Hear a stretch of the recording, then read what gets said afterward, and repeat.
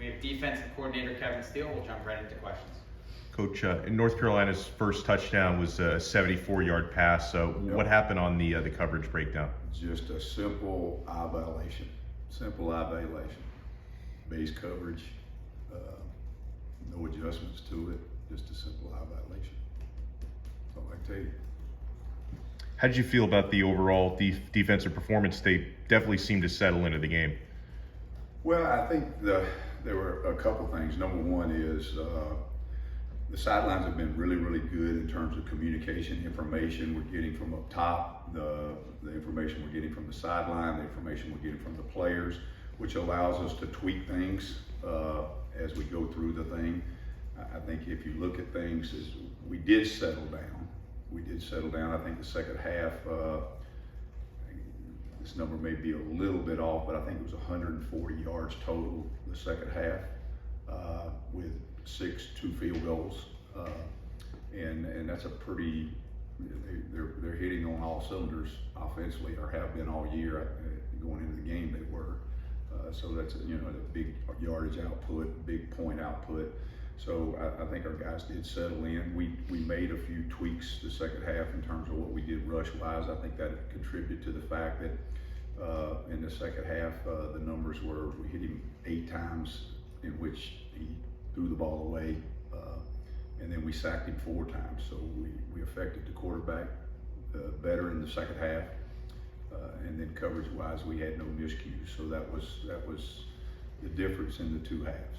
Coach, I think your Pro Football Focus graded 4 of your defensive tackles, top 5 players in this last game. And just curious, from your own eye, did you feel that way too, that those D tackles really had a good game?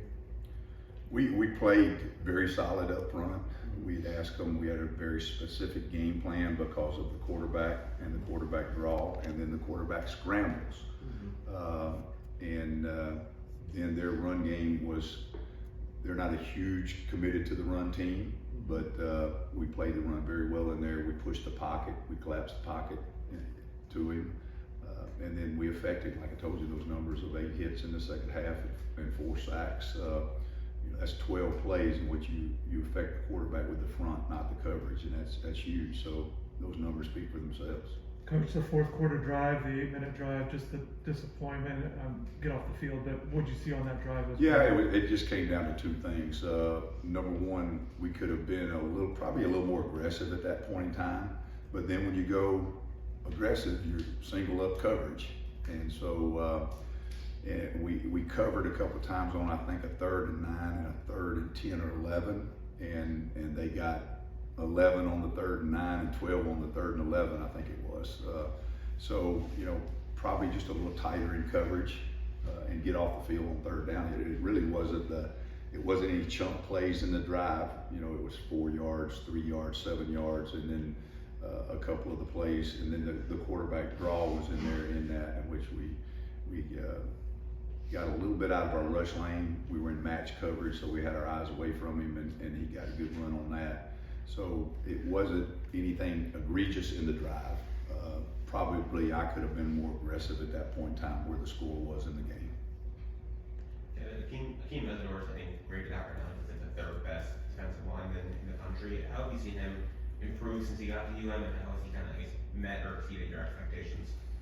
Well, no, we don't exceed expectations around here. You meet them, and when you meet them, we're going to raise them. So that's just the way that Coach Chris Ball has it built, and Akeem will tell you that. He is a very, very intelligent young man. It's very important to him. He works very hard. Those are all buzzwords you've heard a million times. It's real. That's not a feel-good story. It's real, and so it's not a surprise that when you're that athletic and you're that strong and powerful, if you study the game like he studies the game, and then you play with the passion he plays with, it's not surprising. And then similarly, Cam Kitchens is having a really good start to the year. I think 3 picks already. How have you seen him kind of develop over the course of the last year? Well, again, another smart guy. Very, very high football IQ, very calm. I don't know if you've ever been around Cam very much, but he does not say very much. He's a kind of a calm, quiet guy. Loves to compete, and is kind of the quarterback back there in a sense, and that he studies it, he quarterbacks it, and he affects others in a positive way. Coach, I'm sure you've been to Lane Stadium, Virginia Tech. What is that like, and what's your challenge this week there? Well, the 11 guys on the field, that's the challenge.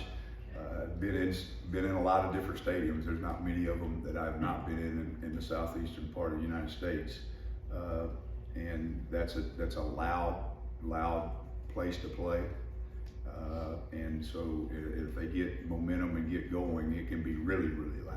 So what we have to do is just block all that out. They're not going to let the fans play. I promise you, if they come on the field, they'll get a penalty. So we'll just make sure that we play against those 11 and execute, and then you can. It makes it a little quieter then. Coach, Jafari Harvey leads the team in sacks. He has a whole bunch of pressures on top of that. How has he really emerged as the season has progressed so far this year?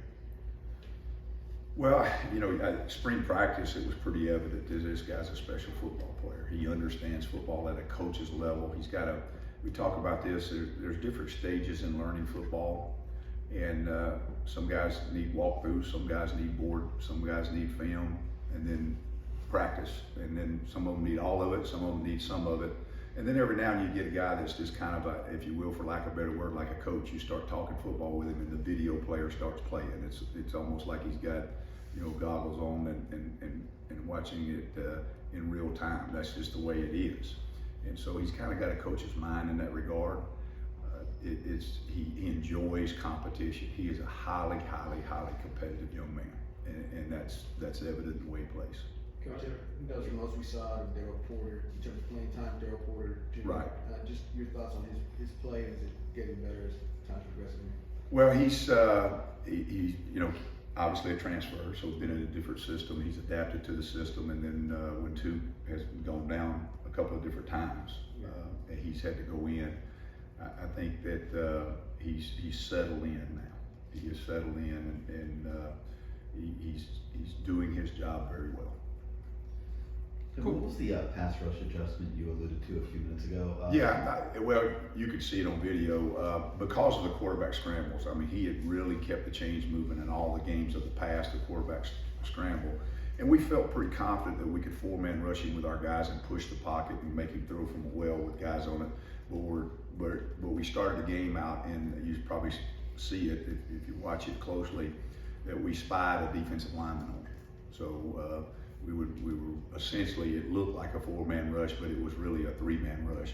We were not affecting the quarterback very well, and he had a little bit more time. And so what we did is we just went to, and on our four-man rush, we were kind of cage rushing the guys on the edge, and that it was more speed to power, you know, rather than just speed rushing. And so by that, I'm not trying to get technical, but we were really trying to make sure that we kept him in front of us. All right, and so we just cut it loose. We just said, hey, tackles, you're gonna have to push the pocket in his lap. We're gonna let the ends rush, and that's what we did. Coach, you mentioned that Jafari Harvey has that coach's mindset. If you don't mind sharing, who are some of the other players in the defense that you would also say have that similar? Mesidor, Flag, DJ, TC, you know, those guys, I mean, they played a lot of ball, and that's usually when it comes along, you know. James, you know, James in the last 6 months has really taken that on, you know. So I probably missed one or two there. Daryl Jackson's got that. I mean, he just, you can pass him in the hall and say, hey, look, now remember when this happens, and that's what you see on the field. Coach, I've seen you out at local high school games. Without being specific, talk to us about the abundance of talent you've seen out there compared to other cities you've coached in. Well, the thing about it is, other cities I've coached in, they always sent me to Miami recruiting.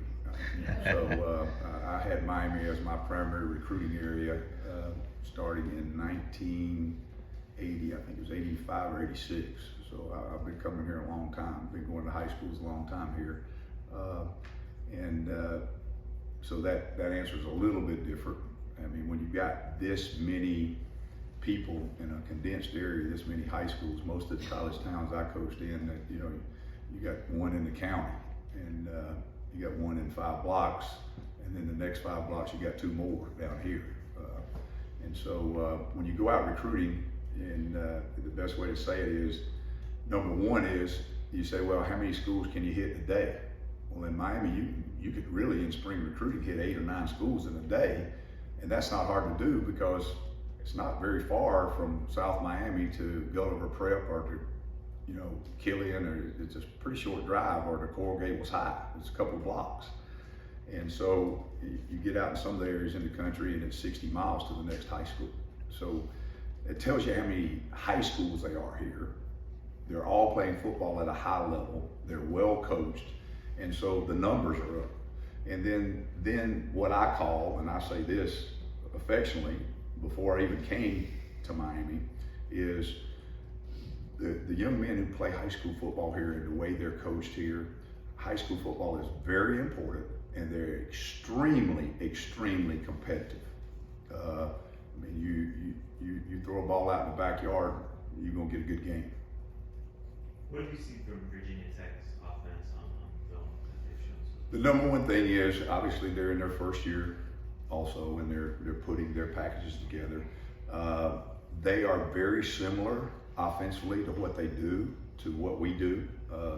Josh and their offensive coordinator coached together at Penn State under Joe Moorhead, who was kind of the father of some of this. And so very similar in formation plays. There's a few wrinkles here and there. They're very well coached. They do have a go-to wide receiver. Their tight ends are very involved in the game. They're kind of running back by committee. The quarterback takes very good care of the football. He doesn't make a lot of mistakes. And then in their offensive line, probably the thing that jumps out the most is they're coached very well. They don't make a lot of, they don't beat themselves. Kevin, you obviously, you've been doing this for a long time, obviously. Do you remember having an issue like you're having right now with the cheap deep balls for touchdowns? No. Setting up touchdowns? There's been 6 in 2 weeks. No. Okay. And the thing that jumps out about it is it's not, you're searching for answers. And if you could say, well, we're in one coverage and it happens in this coverage, or when we get this person singled up on this person, it's happening.